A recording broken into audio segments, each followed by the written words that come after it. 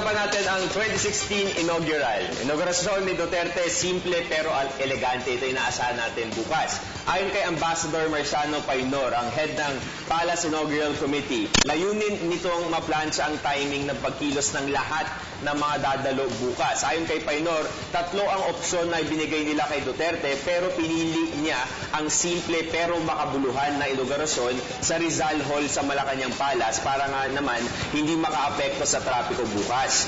Upang makaiiwas pa sa dagdag na trapiko within the vicinity ng Malacanang Palace, tanging mga diplomats lang ang makakapagdala ng sariling sasakyan habang ang mga bisita naman ay tutungo muna sa Philippine International Convention Center o ang PICC para doon sumailalim sa security check at saka sabay-sabay na dadalhin sa Malacanang sa pamamagitan ng bus. Pagkatapos ng inauguration ceremony, bandang 1:30 p.m. sa hapon, susundan naman ito ng tradisyonal na diplomatic reception kung saan kagaya ng mga miyembro ng gabinete, tanging mga ambassadors ang dadalo at hindi kasama ang mga spouses at ang may bahay. Okay, so lahat yan, bawal na magsama ng may bahay sa lahat ng mga meetings even after. So, nasa na nga ba ang pamilya Duterte lalo na't bukas na magaganap ang inauguration?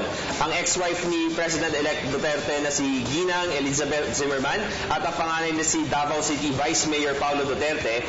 Kayo na rin, si Davao City Mayor Sara Duterte ay dumating na kahapon sa NAIA 2. Ang partner naman ni Mayor Duterte na si Binibining Honilet Avencenia ay dumating na rin sa Manila. Ang bunso naman na si Baste Duterte ay darating mamaya o bukas sa umaga. At syempre, ang ating 16th President, si Mayor Rodrigo Duterte ay lilipad na pa Maynila mamayang gabi.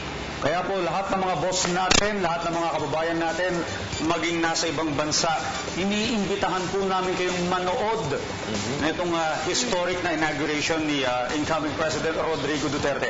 Bakit historic?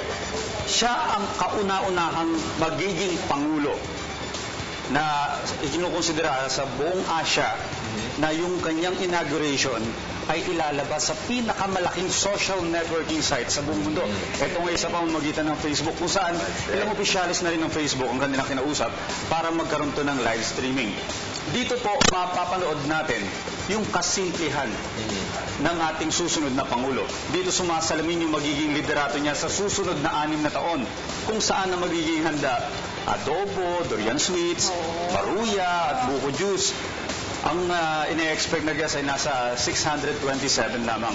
Kung mapapansin niyo po, ito pong susunod na administrasyon ay umiiwas sa mga fancy or yung mga magarbong selebrasyon. At pinakamagandang halimbawa, hindi lang sa Malacanang, magandang sundin na rin ito ng mga local government units.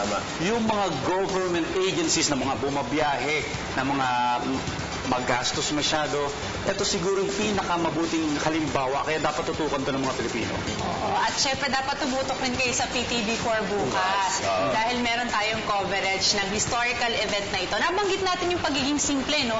So parang ito rin ay isang, kumbaga, overview na rin ng magiging administrasyon ni President-elect Duterte. Kasi sinasabi niya, setting the tone sa kanyang unang araw on July 1. At saka sabi mo nga, yung pagkain, simple lamang. And even dun sa kanilang isusuot, no, naging particular din dun si President-elect Duterte na yung susuot daw niya, simple lamang, and even the family members.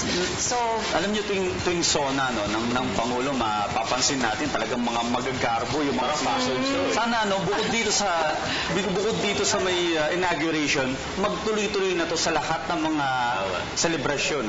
Kagaya na rin ng State of the Nation address kung saan nakasanayan na natin na magagarbo at mamahalin mga suot ng mga congressman na dumadalo doon, di ba? So, naalala nyo yung sinabi ni Senator Miriam Defensor Santiago, dapat maging simple rin lang yung mga kasuotan nila. So, sana't magtuloy-tuloy na to. So, abangan po natin. Tomorrow will be the inauguration of the next President of the country, President-elect Rodrigo Duterte.